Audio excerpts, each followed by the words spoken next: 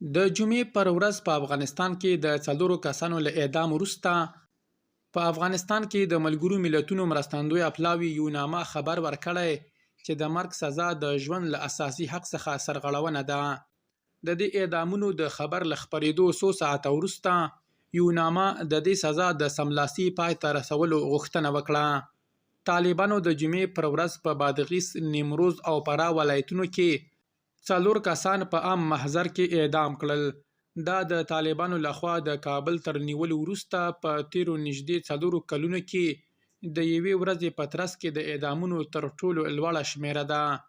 د فرانسې خبري اژانس په وینا له دې اعدامونو سره د طالبانو د واکمنۍ له راستنېدو راهیسې په عام محضر کې د اعدام شوو نارینه‌وو شمیر 10 ته ورسېد.